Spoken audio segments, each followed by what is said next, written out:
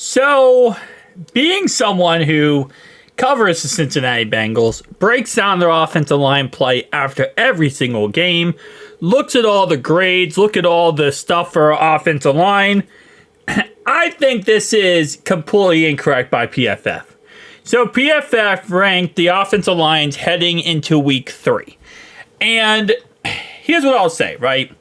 Week 1, everyone on our offensive line looked amazing except for Trent Brown. Cordell Volson looked absolutely amazing. Everyone else was fine.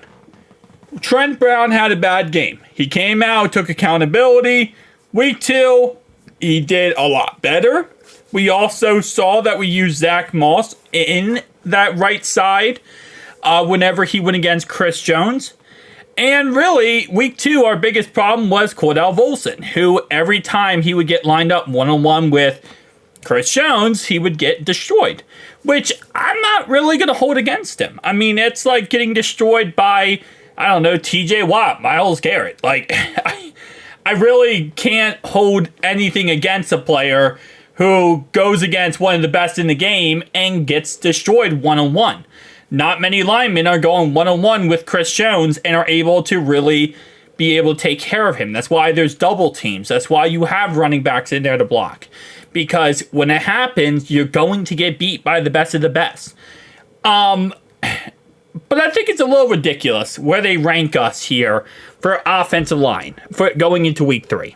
Because based on, again, week 1, right tackle, okay, problem.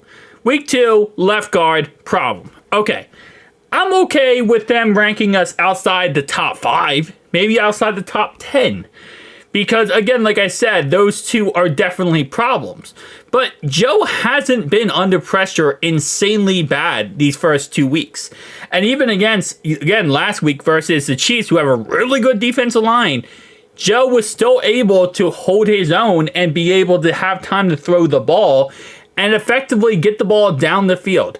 So they ranked us, and as you see, I'm scrolling down here, number 28. Which I think is ridiculous. And I understand there's a formula behind this. It's based on grades and based on pressures and based on all this other stuff. But I've watched it. I've watched every single play. I broke it down on this channel. We watched every single play together of the offensive line the last 2 weeks. And while yes, again, like I said, I'll say it a million times, were they perfect? No. But I don't think it was to a point where I would say we're 28th in the league. If you were to make the argument, well, we think that, the Bengals, after watching them, maybe are like 12 or 13, I would say, okay, maybe that's a little bit ridiculous. I still think that they're not that bad, but I could understand the perspective. I completely disagree with this. Like, 1,000% disagree with this. I don't think we're number 28th in the league. I think we weren't perfect, but we weren't awful. So they're saying our biggest problems are Cordell Volson, Kappa, and Trent Brown. And yes, last week Trent Brown looked better. He wasn't perfect. I don't really think he was that much of a problem. He wasn't perfect, though, so I could see that.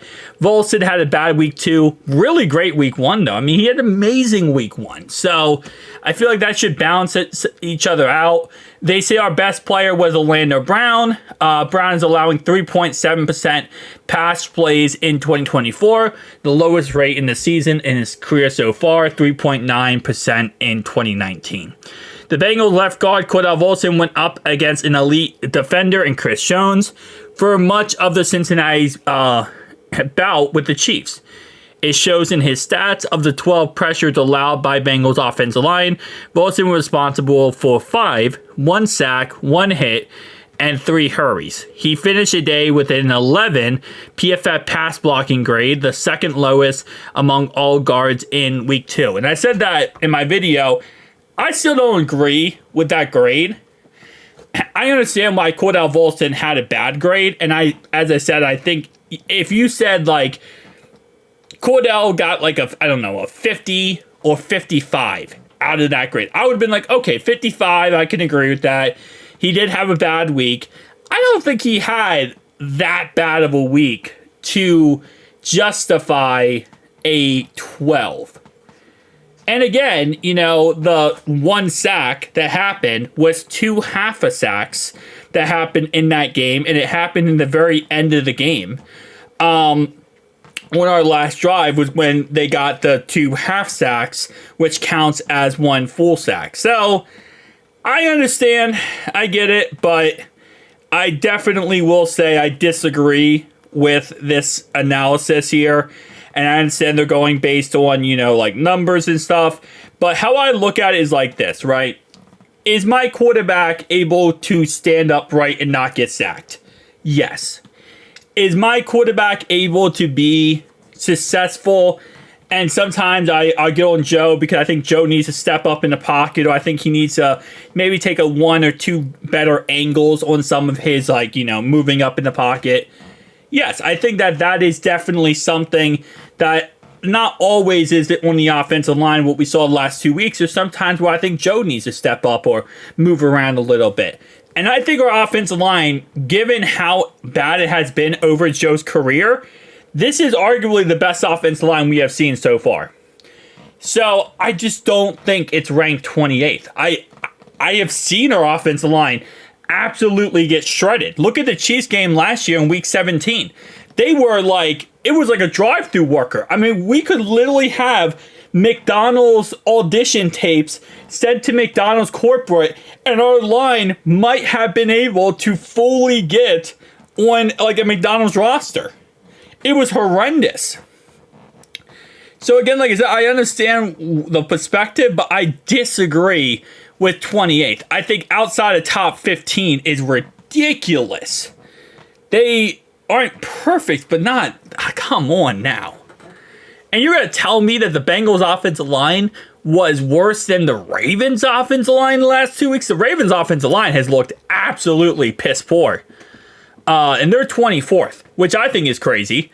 They have looked piss poor the last couple of weeks. The Giants offensive line had looked piss poor. I don't know. Again, like I said, it's just my personal opinion. I disagree with that, to be honest. And Patriots offensive line, we watched them in that game week 1. They didn't look that bad. Maybe week 2, or I guess, well, this is before week 3.